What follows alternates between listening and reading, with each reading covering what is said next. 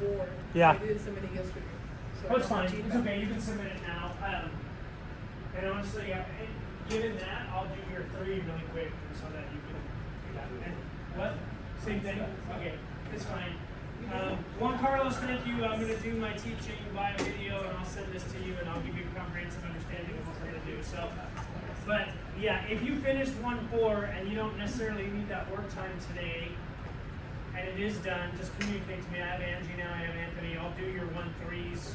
It'll probably take me 5-10 minutes to go through. We can do it together if you want to like stand on the side and I can just talk it out loud if you want, whatever. And then you can work on making those revisions. All of you, or most of you, some of you have done all your 1-2 revisions already and resubmitted. Most of them are pretty good. Like people are averaging 200 to 215, 230, something like that. Unless you like turn in something that was half done, in which case you're getting a half score and just saying, okay, resubmit, and I'll read the rest, whatever. But I do want to spend time today going through what I see are common feedback points that I think are relevant for everybody. If you're good and your score is good, fine, you don't have to make any modifications if you don't, but I do want you to sit and be present with what I'm talking about too, because what I'm going to ask you to do is bring your version of that document up while I'm talking about it, so I'm going to have you read the questions aloud, and then I'll give you some feedback around some of the topics, all right? So we're going to do that. So we'll do our normal conocimiento today. Thank you. We're getting going a little bit later. I'm glad. And you know what? I just got your text, Karen, so I apologize if I didn't respond back. That wasn't the intent. Anyway, we're glad you're all here and you're safely here. Reminder, there is no class next week for Thanksgiving, and then the 4th is your submittal date. Which is why I'm going to give you that work time tonight, and I will stay here through 9:30, 9:45, whatever. You don't feel obligated to stay, but if you want to, like I'm here and we can work that together, so I'm available to you as much help as you may desire or require. Questions about that before we get underway? I am going to give you some more time. I do want to do the peer review on 1-4 so that you have each other's feedback too, but I'm going to give you a workspace first, and then we're going to go into the peer review time. And then you'll have work time again after, okay? All right, so the topic, I think I might have asked you this previously, but we'll talk about it again. You're now, 13 weeks into this course? I would just ask you to talk to your colleagues. How have your perceptions of leadership changed in the 3 months that we spent together thus far? And then now, having kind of like seen yourself in the role of leader, those of you that are not sitting formally in a leadership role already, what are you most excited about in the potential leadership journey that you're on? All right, take 5 minutes discussion amongst yourselves. We'll talk about that. Again, what has changed in your understanding of leadership, and what are you excited about?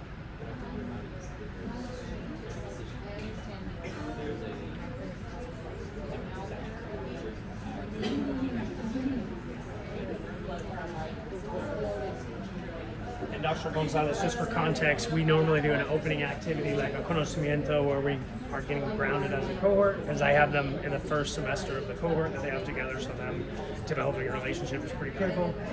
And then we're going to work on, obviously they have to do the submittal of the California Administrative Professional Assessment, and so there's 4 segments of that, and we're in the middle of it. This is a hard semester because their assignment is actually due December 4th, and so that's way early. I mean, obviously 2 weeks before the end of the semester, so they have to be ready to deliver. So it's a compressed timeline. So we're working through what are the common, and what you'll see is we'll do this. I'll go through the outcomes of today's lesson, and then we're going to talk about common threads of the feedback that they're getting in the 1.2. They already finished 1.1 and just submitted. They're doing 1.2, 1.3, 1.4, and common themes around that in 1.2 and 1.3, and then how it shapes what they're doing for 1.4, where they're going to do a peer activity. But I won't.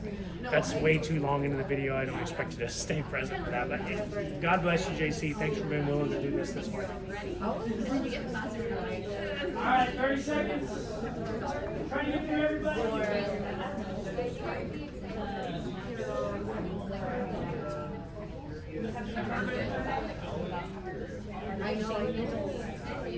Hey, how are you? We're just talking about this activity. How's your perception of leadership changed, and what are you excited about? And I'm like, I do that. Yeah.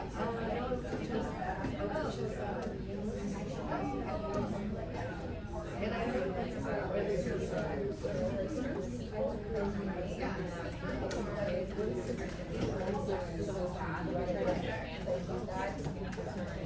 Last night I was and I know All right, 4, 5, and 6, 7. Sorry, I couldn't hear myself. I don't know. Yeah, I don't know what to do with that. All right, anybody care to share? Anybody have a different perception of leadership having spent time in this space? Come on, let's go, Naomi. I appreciate you. So I think something I learned is like I need to give my leadership grace because like they're in charge of so much, not just like what we're doing, but other things like budget. And I just found out about like something about like the ACU or whatever allocation of Personnel units. Yes. That's a very Clovis thing, but So- yes. It's good. I mean, that's a good So I call. learned about that, and I'm like, there's just so much more than just being in charge of teachers. Does everybody know what that is? In Clovis, you have something called personnel units, which is good. That's an autonomy piece that allows you to buy the staffing and personnel that you think best help you meet the needs that your students present. Very different than in Fresno, which is if you are 600 kids, you get X. If you are 750 kids, you get Y. If you're 800 kids, you get Z, that kind of thing. So it's a lot more fluid way, but it also has a lot more, it puts a lot more responsibility on the individual leader to make sure that they're utilizing their budget in a way that actually meets the needs of the kids. Go ahead. I understand why it takes so long for things to happen around the school. You do understand why now? Yeah. What opened your eyes to that? And Naomi, I want to go back. Like, what opened your eyes to that? Anyway, keep going. Just like my strategies that were proposed, even like collecting the data for that has been like difficult to attain because I have to work with everyone's schedules and make sure like, hey, am I maximizing the questions that I'm asking to get the information I need? And then just creating the plan, and then when I was like doing the refinements after proposing the plan, and I'm like, well, this can't work because of this, and we would have to shift this. So it's just like all about management in that, and I understand why it takes so long for everything to happen, because you have to make sure your bases are covered before you can propose the plan to set out for the school. And if you go out there and you rush out change, people are just going to blow it up. Yeah. And you're in a seat now where your colleagues will blow it up. If it shows that it doesn't, like, can we just agree as teachers? If it smells like there's not been a lot of pre-planning, we'll blow that crud up, like right away. Naomi, what brought that, like, what helped you kind of like, what brought APU to mind, like, the first time ever? So I didn't know that we do that, and then I was talking to the principal of Buchanan for my interview, and he's like, one of the biggest roles I have is figuring out how many units, how can I benefit all subjects, not just one subject. So I've never really thought about it like that. And then secondly, I went to school site council meeting to sign the teacher on record. Right. So like it's something you get voluntold to do. And then you're like, what is this? This is a big part of your world, yeah, we're good. And then I was like, oh, I'm like the note taker, and I'm like writing all this stuff down, and I'm like, the person that's in charge of all of this stuff is the principal. Like I'm writing down, this budget needs to be sent, this ELAC meeting she has to attend, like all of these things is what the principal has to do, and we just have a small role. So truthfully, principal is a very hard job. It's wonderful and it's amazing, and I love that role. It's super hard because everything, as you just described, from both ends, gets crammed through the door of the principalship. The district leverages the principal's door to push district-wide initiatives through, which the principal then has to manage with their team. And teachers will also push back on the principal from underneath, saying, like, you haven't adequately thought this through. Like, being a principal is a rough gig. It's beautiful, and it's amazing, and it's definitely worth fighting for, but it's not easy. Or like any drama with PTC, like I was sitting there and I was listening, and I'm like, oh my god, all of this is gonna go to our principal. And What's really hard, and Juan Carlos, maybe just bear with me on this, as I'm under video scrutiny. Like, higher ed is not K-12. in higher ed, as an adult, with talking to a series of other adults like you all, I can have pretty strong opinions about everything myself on those opinions. In K-12, I take every single child from every single house, and the breadth of like belief system of those houses that we represent is from the furthest left to the furthest right and everywhere in between. And to your point, like I have to navigate that. The truth of it is, the 100 biggest districts in America, forgive me, I know you're probably going to say it, the 100 biggest districts in America, superintendents who sat 2 years in advance of the pandemic and 2 years after, did I tell you, you know the number? How many survived? Yeah, I said it. 4 nationally. Because you don't get hired or fired if kids are learning. You should, it's just not why you get hired or fired. You get hired or fired on the stuff that Naomi just talked about, that you're just not managing politics. And the politics are pretty intense right now.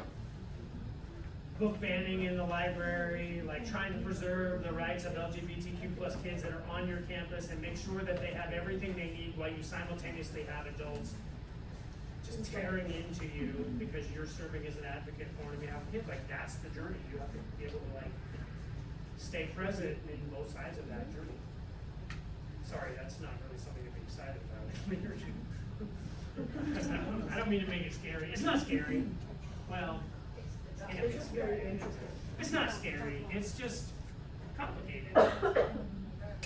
What are you excited about, if anything? This is really good. I've done you a great service in this role. What, if anything, are you excited about? Somebody throw me a bone. Go ahead, Anthony. Ready to make a broader impact on the student population. As a SEC teacher, I feel like what I do is important, but my scope is very narrow. I feel like working with a greater number of diverse schools. So when you're affecting change at the school level, that gets a lot more people. So For that's sure, what I want. and you're actually doing that. And you can lead from a teacher's seat in that way, what you are, right? I was thinking about you and some of the changes that are happening at the leadership level where you're sitting in as part of that. Are people perceiving you differently? They will if they haven't already. Once they know you're in this program, like people's perceptions of you may change slightly. Don't be afraid of it, lean into it. I don't have much time with you. We really only have some sections together and a virtual section. Today, the 11th, where I'm trying to work on a guest speaker whom I love and I think is really helpful. And then the 4th, which is our virtual time, and then your turn-in date, which would be a fairly brief session together. So today I'm going to kind of do my manifesto a little bit. Some of the homework is on. I'm going to give you a leadership primer today, which is why I asked you this question, because there is a lot to be excited about actually in leadership. A lot. Being a leader is amazing. It's super, super, super great. Being a teacher is awesome too. I mean, that's why I took this job, because I love teaching. You can say I'm good at it, but I love it. Being a leader is better still, because for what Anthony just talked about, you really can, like, you can wake up every day. As a teacher, I knew I made a dent in the universe, but I made a dent in the universe over a pretty small universe. As a leader, you can make a dent in the universe over a much, much, much larger universe. As a soup of a major urban, you can get out of bed and change a city. Like, it's pretty petty. Done correctly. I don't know what I did, but done correctly, you can have huge impact. So there's a lot to be excited about. Anyway, thank you for indulging in that conversation. Tonight, this is what we're going to work on. We're going to work on the reflective narrative. I'm going to talk about common repetitive questions and or feedback that I'm giving from Cal APA 2 and 3 in particular. We'll go through again Cal APA 4. I'll give you some work time on that, and then we'll do some peer review on Cal APA 4. We're going to have to account for the folks that are not here. So if you can help me, we have some lack of numbers. We have a couple of kids sick at home and that kind of thing. So we excuse Layla. She's with her family. I won't share her story, but one of her older family members is not well, and so she's just supporting her family. So it's good. We encourage you in doing that. Don't drop the glass balls. Okay, so let's talk about common concerns from APA 1.2 and 1.3 submittals. I'm going to make this larger. Would you pull up your 1.2, your submittal? So you have it, and then can somebody read me like the first question for Cal APA 1-2. What potential contributing factors are suggested by the data you have collected and analyzed that may have created and added to the equity gap you identified for a student group at your school? Okay, so the difference between questions 1 and 2, which feels sort of redundant in this submittal, would you agree? Yes. 1 is, what are the factors? You can talk about them. I would think in the first answer of 1, you ought to do a little recap of your data if you've not already done so. And I'll say this, do not assume your reader for 1.2 was your reader from 1.1 who understands what your identified subgroup is or your California dashboard. So first sentence or paragraph or something, come out the gate and explain what your problem of practice is. Talk a little bit about the data, which is great, just to ground the conversation. It doesn't have to be as robust as it was in 1.1, but you need to re-cement the reader in the data. And then you're gonna talk about some of your factors. I would think 2 at a minimum, 3 or 4 is preferred, knowing that you only have 5 pages, right? The difference between this one and then, Naomi, would you read question 2? Yeah. Oh, I lost it. 1 second. Oh, sorry, somebody have it? I don't mean to put you on the spot. Does somebody else have that? Thank you. How do these specific contributing factors, including institutional and or structural factors, impact student learning or well-being for the student? So it's kind of redundant because you're going to talk about those same factors again. Here's what's super, super, super, super hard. Institutional and structural get thrown back and forth in a million different ways, and it's hard to remember which one is which, because actually, if you just do like a ChatGPT search, it'll explain it the other way around. This that I've included for you on your page in the module are the descriptors from the Cal APA guide. This is how it's defined by the test. It almost seems counterintuitive. I just hate it because, like, wouldn't you think an institutional factor should be the institution? It's not. The institutional factor is societal. And you might think, well, the structural factor would be the structures of society. Like, it's just, that's not how it's defined. Okay? This is how it's defined from the CTC assessment guide. Institutional factors are the commonly accepted and deeply ingratiated norms, values, beliefs, systems, or practices that happen in the broad domain of public education. In other words, here, institutional means societal stuff. So if it's a school-related stuff, it's not institutional for purposes of this assignment. If you look that up on ChatGPT, it will explain it the other way.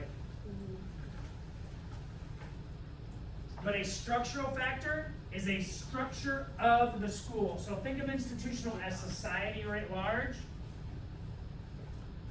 Concepts like race, gender, ethnicity, socioeconomic reality, religious beliefs, LGBTQ+, orientation, special needs, language barriers, belief systems.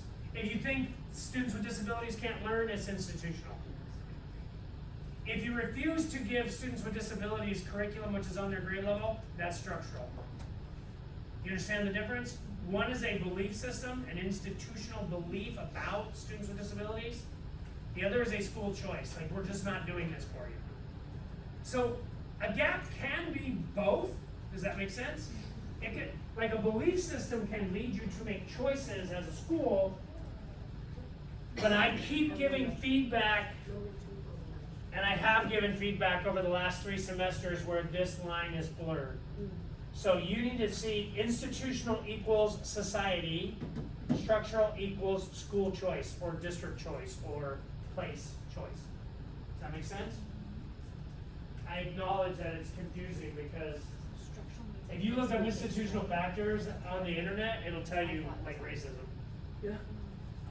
But that's not what it means for purposes of this assignment. So let me just acknowledge it's painful and it's hard to remember. Yeah.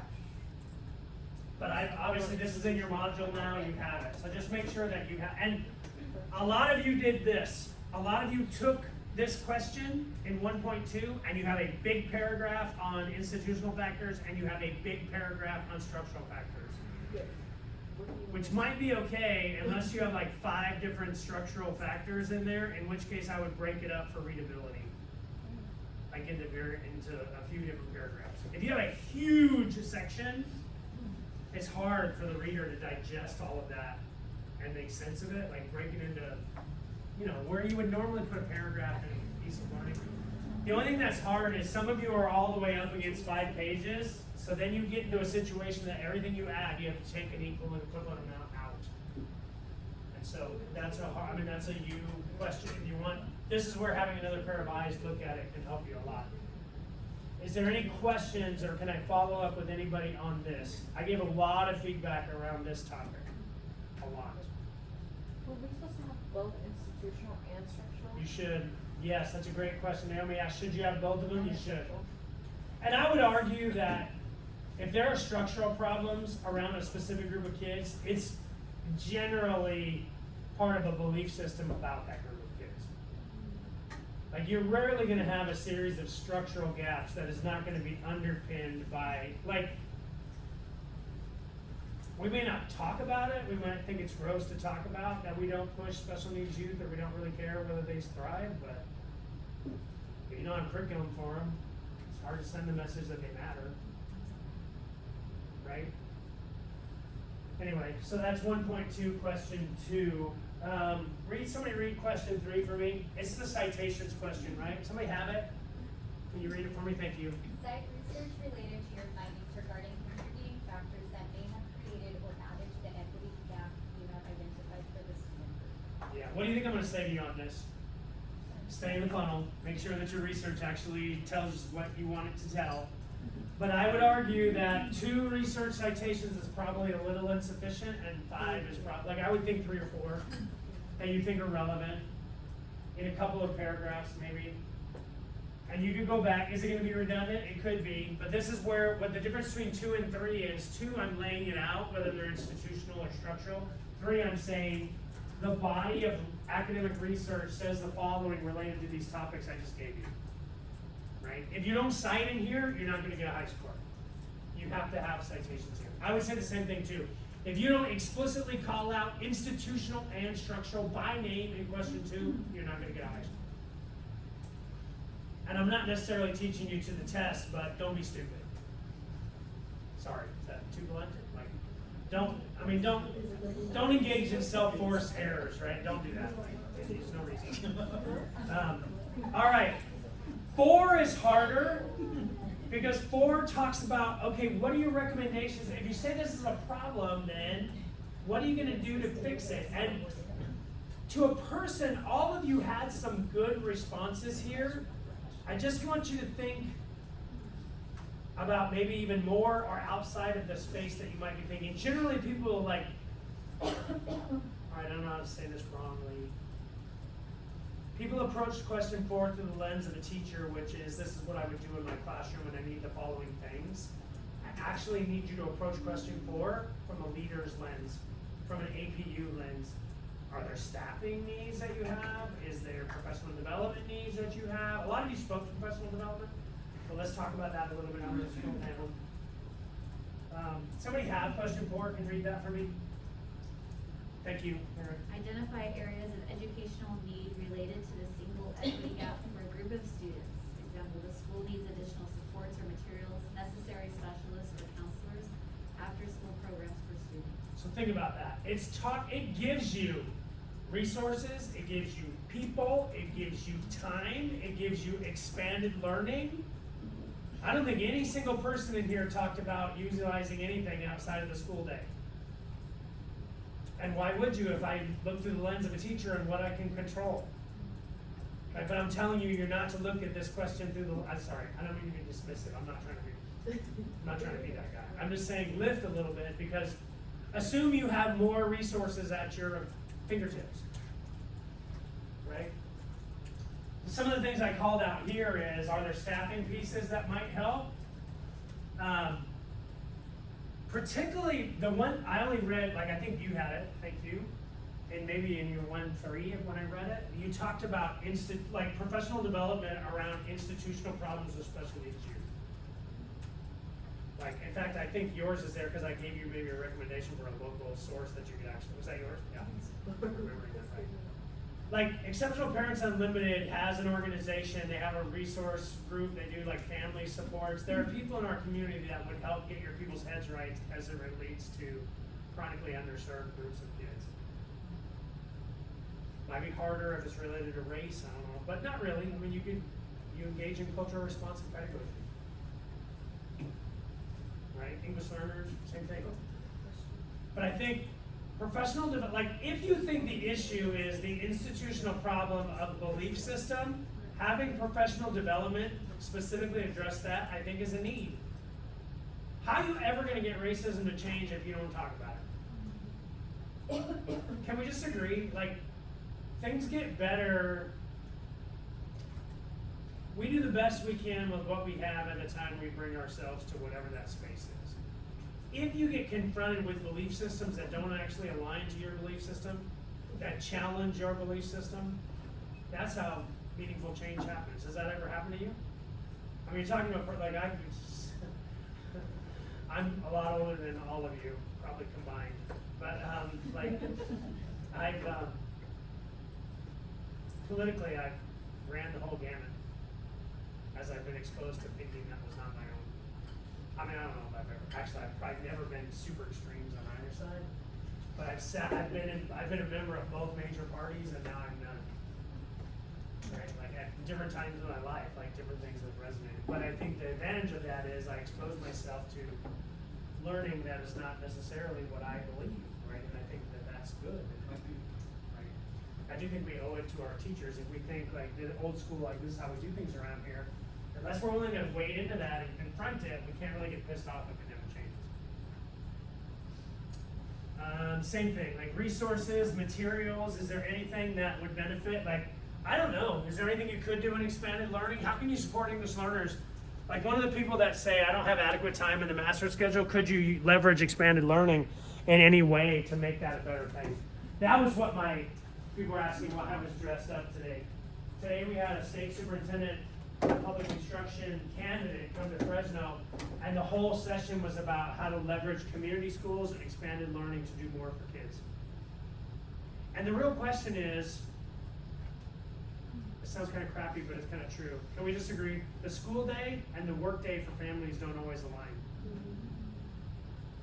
And what could you do if you reasonably expected to have kids from 7 in the morning? I'm not saying you have to do it yourself, but if school sites had kids, which many of us do, from 7 in the morning until 6 in the evening, how could you structure that environment in such a way that you provided MTSS across all structures? I mean, nobody should have to work beyond their 8-hour day. I'm not necessarily advocating that, but could schools, nonprofits, community agencies work hand in glove? One of the things I thought about is, if I had multiple administrators in the office, could I flex their time so that the behavioral expectations are the same at 6 p.m. as they are at 7 a.m. and they are at 11:30 in the morning? Because kids know, if you're not going to hold me accountable to the same behavioral standards at 5:30 p.m., I'm going to act different at 5:30 p.m. Can we agree? So that was the whole topic today, was how could you leverage, like, and the candidate said, like, we need to make a clearer alignment between the workday and the kids. And truthfully, you guys, more kids get in trouble and make life-altering, changing decisions about their life between the hours of 3 and like 5:30 than they do any other time of the day. Like that, like unstructured, dangerous, and I'm not necessarily saying we can't take on all of society's ills, and yet we would benefit. And I'm not saying you can't just drill and kill. You couldn't just unleash on English learners between 4 and 5. But what you need to do is create an environment where you trick them into reading between 4 and 5. You put them in parents' class doing a play and they're reading, but they actually think they're doing drama, which they are also doing, right? Like, but they're also reading. Anyway, so just think outside the space on this 1.2. Is there anything else I could do or suggest or add? All right, questions from any of the body about 1.2? Everybody that's submitted me feedback on 1.2 has got that comprehensive feedback from me, unless you raise your hand and tell me you haven't, because I did them all. I've done several 1.3s also, and I'm going to finish them, God willing, before Monday, or definitely before Thanksgiving. And as your 1.4s come in, I'm gonna start kicking those back out to you as well. That was the easiest for me, it's the shortest. I'm not gonna tell you your belief system is wrong. No, you don't really believe that. No. Go ahead. I have a question. One of the rubrics for level 5, it says to compare it to like area of educational need. Compare it to a school that has addressed that problem. Yep. Should we be ambiguous? Like I found a school. They asked me about that. Like they did English learners, and they also had, I forget, Lowell or. I Mine was forget New what it was. Mexico. You know what? I think you could say. Like should we leave out the? I would still anonymize even the other school. I would try to give descriptors like a school. It's in Mexico? It's in New Mexico. Oh, New Mexico. I would say you I could just say heard that a in school in New New- Mexico oh, in an urban I or just didn't know how rural. vague we had to be. Yeah, I think you since know. I we're think you saying, could say no. not That's already? fine. Like I think Okay. anything short of naming the specific school or district name, I think is fair game. Oh, Urban, rural, the state for sure. County is probably even okay. Go ahead. oh. If I'm talking about a school that was talking about a school, is that okay? So I think it's fine if it's a quote from the book. It's probably all right. I don't know. I don't feel about that. It's published research, it should be. I think it's fine. I mean, I think if you're quoting the book, I don't think you have any issues with that. But I think, as a general rule of thumb, I wouldn't want you to get punked because somebody was being like fastidious about anonymization of the thing. Okay. So I'd probably err on the side of just not. But, yeah. But you can give a lot of descriptors. I do think it's relevant about like things like you could even list the county. I mean, it narrows it down a lot. I didn't actually say that to Casey. I probably should go back and give her that feedback too. She wanted to say an urban school in Fresno County. Like that would almost tell you exactly which district it is. If you like, right? Like I think like that probably tells you everything you need to know without identifying. Go ahead. One day I hope you guys can change my, when I'm describing my strategy, I know what else to split. Like, one of the things I'm talking about is utilizing CSI, but that's the acronym, instead of saying what it is. Yeah. Focus, strategic, and focus. I think you. Yeah, I think. Support intervention. You know what? I think you can't avoid it. You have to. So I have to Yeah, I say think that. you're avoiding. Yeah, it's not avoidable.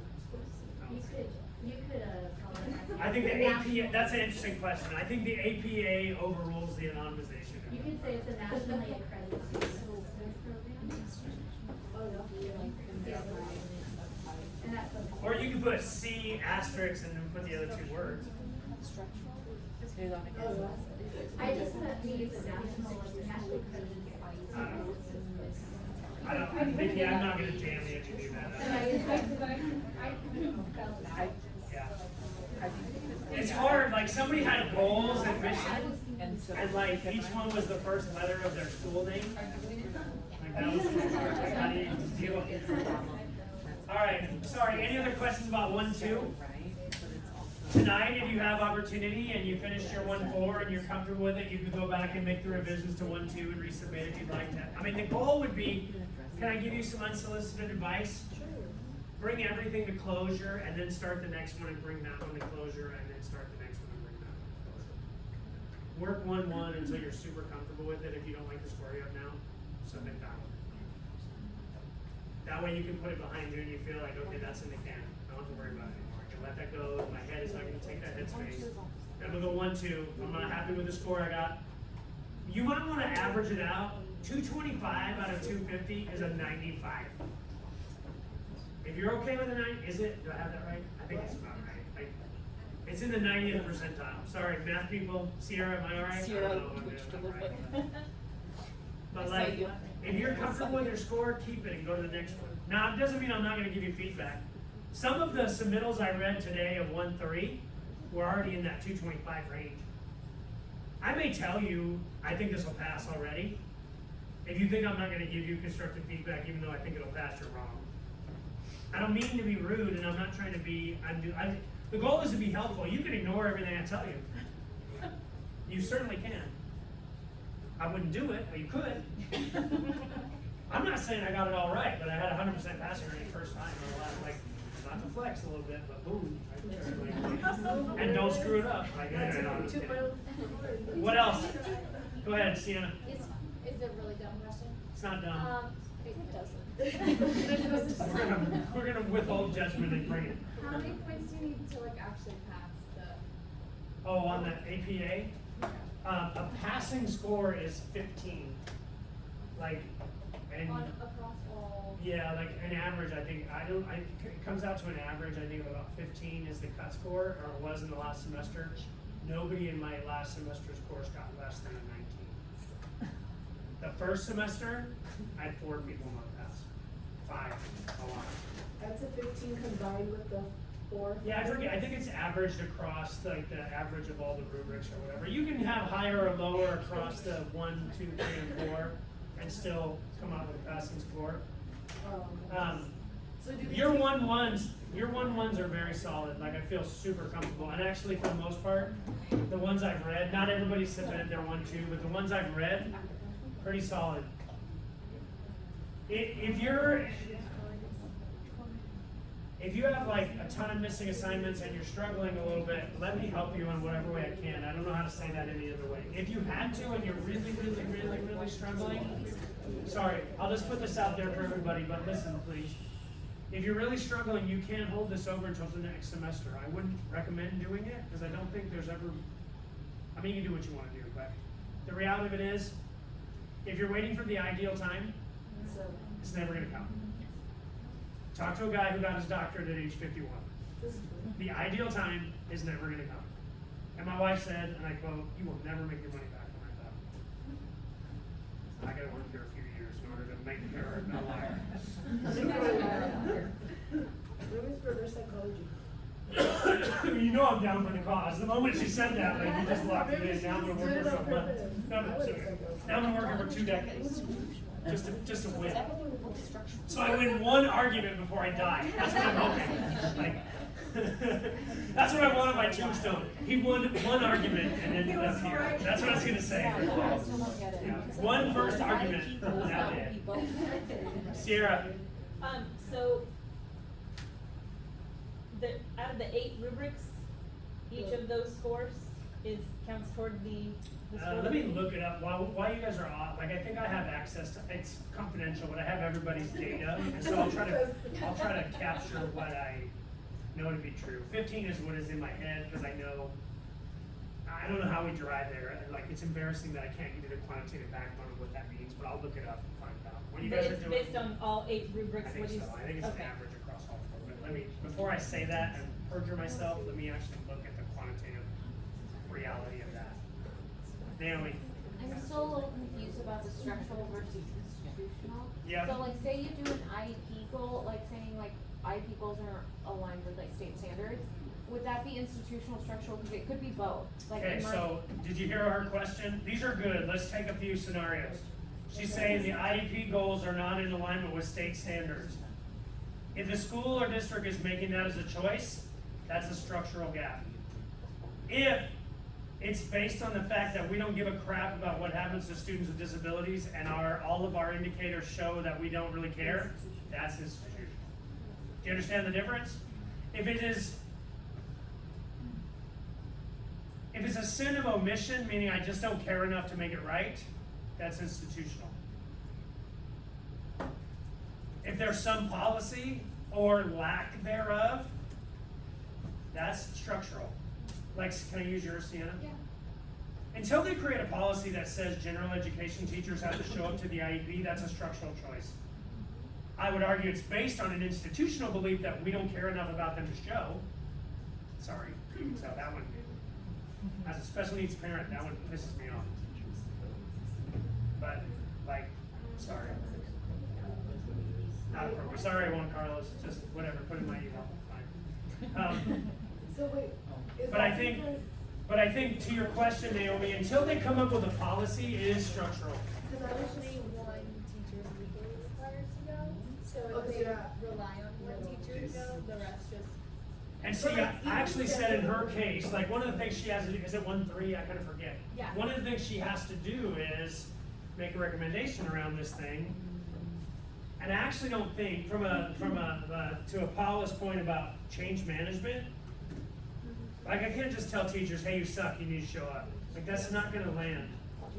If on the other hand, I establish a policy that says, They need these to- are not SSTs or IEPs or both? I mean, it's happening for both, but I'm writing about See, that's different. An SST is your local process. The stakes are not as high. If you do not have a general ed teacher in an IEP, it is by nature non-compliant with the law. So if you're not doing that, you are intentionally breaking the law every time it happens. Whether you're doing it as a sin of omission or a sin of commission, it's illegal. So I would argue you shouldn't have to have policy because it's codified in law, but if it's not happening, and she said, the first thing I'm gonna do, and rightfully so, and I agree with her first step, I'm gonna meet with the administrative team and give the percentages of people that are like, what percentage of IEPs are actually legal? Because somebody's probably reporting the IEPs as legally done, when in fact they're not. Right? But now I would argue too, you can't stop with the administrators until you're in a room with teachers and you say, until you show up to these, like, they need to feel a little bit of those pain points because they're not showing up. If you want that thing to change, the first thing you have to do is raise everybody's sensibility that this is a problem. An institutional problem is persisting in a racist or a ageist or an abilityist, whatever, like persisting in something without acknowledging that there's a real problem. Like that's the essence of privilege. Like this doesn't even rise to the level of me caring. Go ahead.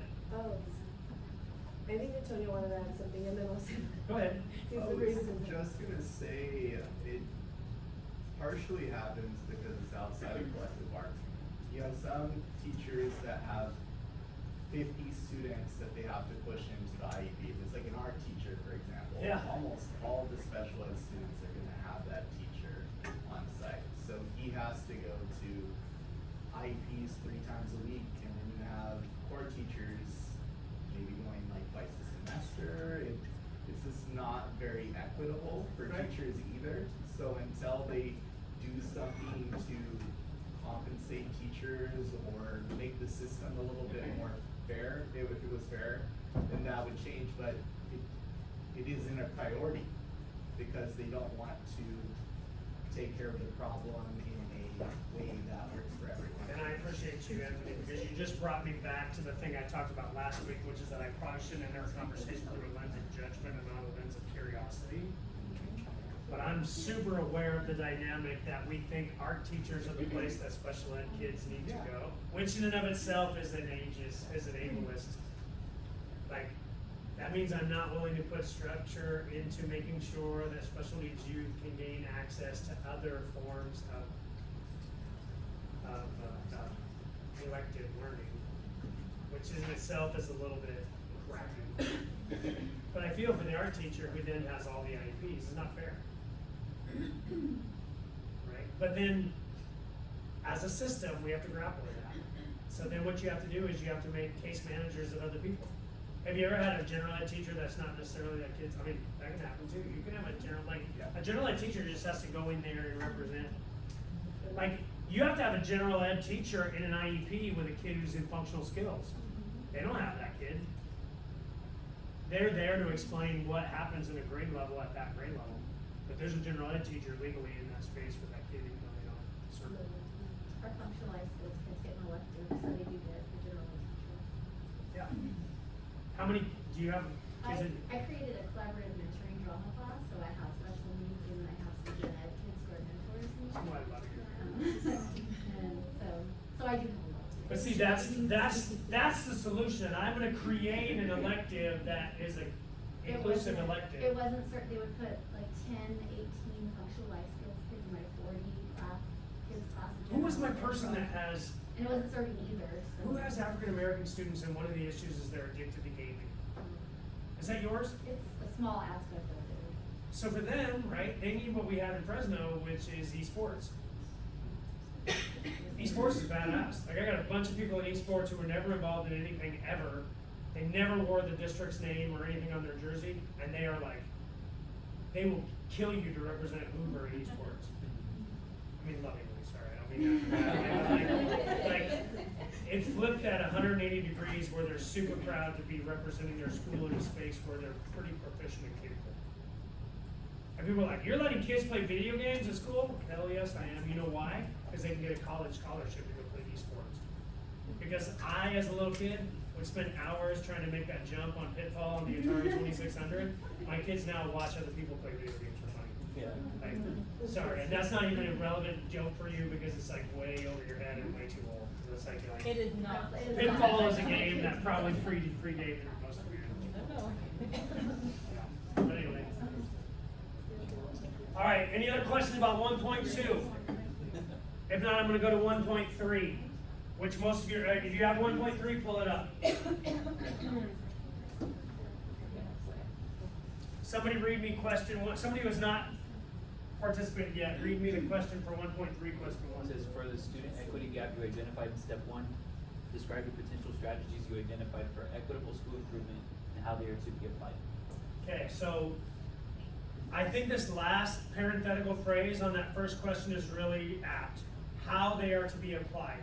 I think question 1 has to show that you thought through how you might do this.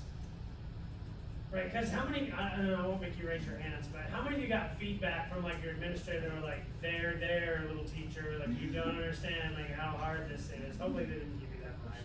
Sometimes that is the dynamic. We won't make eye contact with Andrea on this question, because that was a horrifically bad response that her administrator gave, in my opinion. But,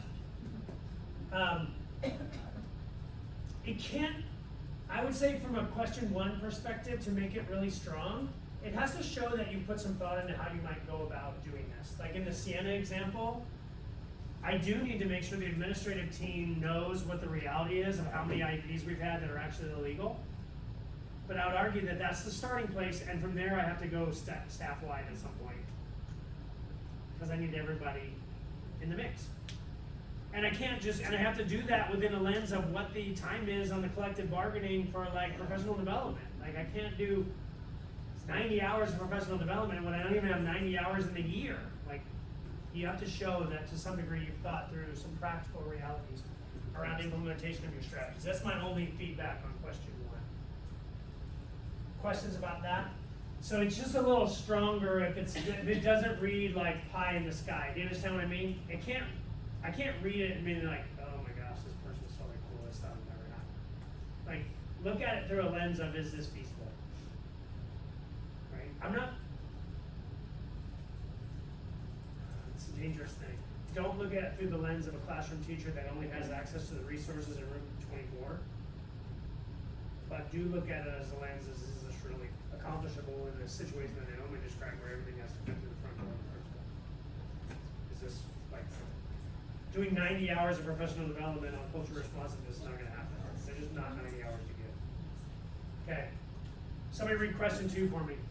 Explain how your potential strategies address the equity gap described in your problem statement.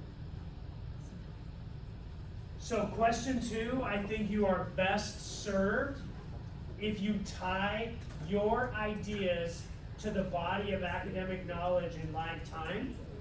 In other words, it doesn't actually call out citations in question 2, but I think if you can show that, like in question 2, this is indicative of the body of research in the following ways, question 2 is a great place to have. Thank you. Well, I hope your parent conversation is good. Question 2 is a great way to tie your ideas to the cited academic literature for best practices. If you've not cited anything in 2, I think it's a good place to go back and at least do it. Like, for your major ideas, show that other people have trod that path before. And they're legit. Somebody read me question 3. Explain how your potential strategies for improvement address or take into account the potential contributing factors, including institutional and/or structural factors, and how they align with the school's vision, mission, and/or goals. This is a rubric-heavy question. First, you're going to use language around institutional and structural factors, and then it's perfectly acceptable to quote your mission, vision, value statements and say this is where the gap is and this is designed to make that better. If you make no reference back to your mission, vision, and values in group 3, it's not going to have a very high score. It has to address, I forget what question, I don't remember what, the mission, vision, values is on the front, 1-1 is on the front page of 1-1. Yeah, question very beginning. Yeah, this question 3 has to reference 1-1 at the beginning, and it needs to reference 1-2, question 2, which talks about institutional and structural gaps. And it has to give kind of an homage to those 2 previous things. It just has to tie it through with a through line. Because a lot of the submittals I got, well, not a lot, several of the submittals I got do not reference the explicit elements of the mission, vision, value statements. It has to be that. Sorry, question? No, go ahead. Yes, as I'm going through what I have written in 3, so I realize that this entire time I've been focused district, but as I'm coming up with strategies and feedback, I focus on site, but I should probably be focusing district-wide. I don't think it matters. No? I think you're okay. I think that's a fluid line. I think you can call it out. If everything else you've talked about is district, you could say something to the effect of the most effectual way to do this would be through individual school sites as per the following. Like I would just like telegraph that this is where I'm going, right? Like in my infinite wisdom of change management, while these are district level concerns, they are best managed at the site level. So the first thing you do is as a district, get your sites to like, that's not easy.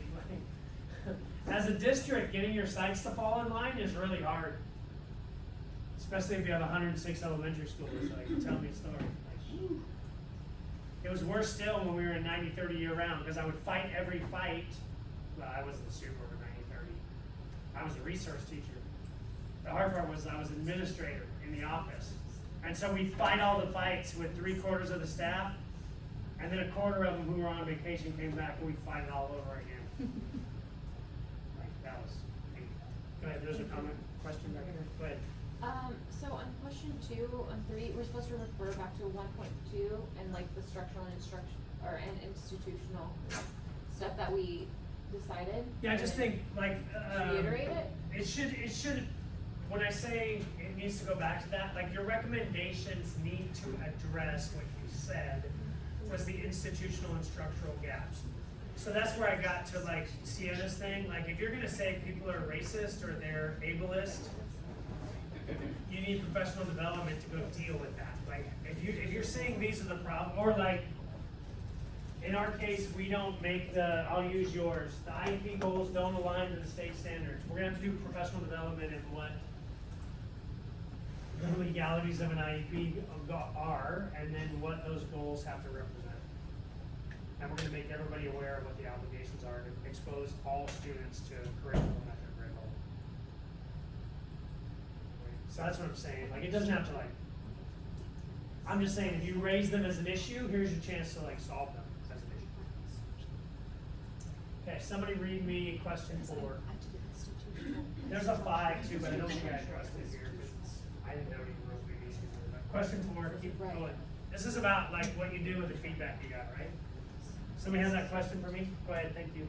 Describe the targeted feedback you've received on each proposed strategy from your supervisor or other key educational partners, and explain how you would adjust your proposed strategies to address the needs of the student group and inform equitable school improvement based on that feedback. Okay, so it presumes you talked to somebody, probably more than one person, and that you did something with what they told you. And that's what you're writing about here. Like, they have to shape your thought. You can say that I thought their information was garbage and I did my thing my way anyway.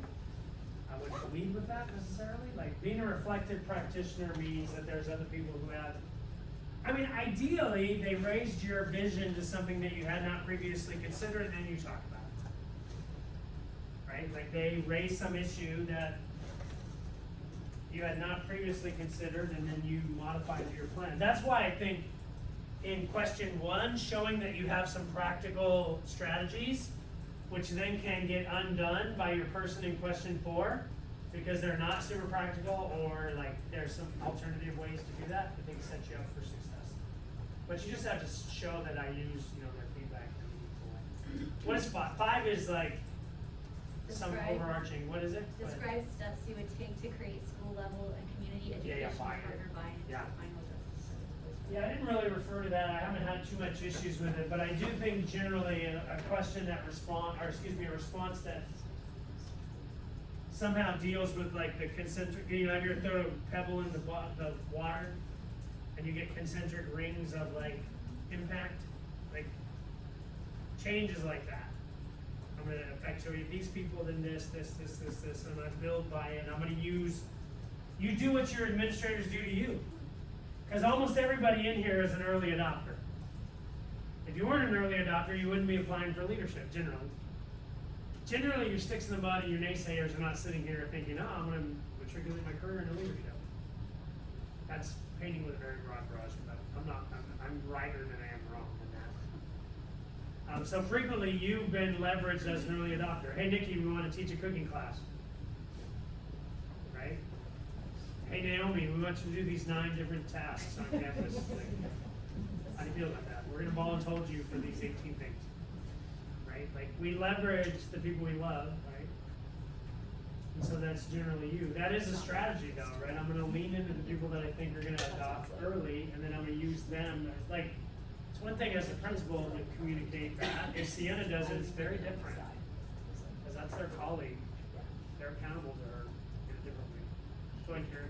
Can you explain on the second part of it, what potential implications, I'm just having a hard time with that, what potential implications for proposed strategies you anticipate encountering as you address the equity gap at the school, like problems? So yeah, what they want you to do is show that you've thought through potential gaps to that implementation strategy and you're working around what you think are potential problems in order to increase levels of buy-in. That's kind of what I just talked about. Like, I will leverage key members of the staff who are perceived as site leaders to carry the message, to kind of bring along people that are likely to, I don't know how to say this tactfully, but blow that up.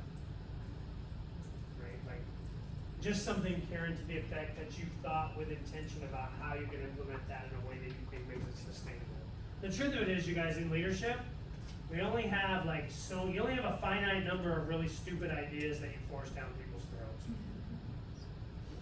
You do that once, I'll just say this. You've heard me say it before. Change moves at the speed of trust.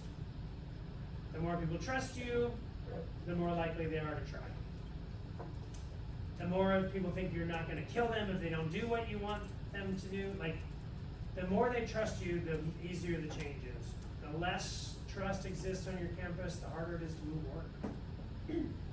If you don't have trust on your campus, people start from a position of being dug in before you open your mouth. You ever been in that type of scenario? Are there certain, you don't have to raise your hand, are there certain people on your campus that the moment their mouth starts moving, you feel your eyes start to roll? This is a thing. Right? This is a thing. And heaven help you if that's you and you're a leader. That the moment you open your mouth, eyes begin rolling. It's not helpful. All right, anything else on Cal APA 1.3? So does that make sense? Those are the things I'm seeing most frequently. Those are the things I'm writing. And then we'll get into 1.4 a little bit, and I'll let Juan Carlos off the hook because I think I've already gone for, an hour. So we'll leave that alone.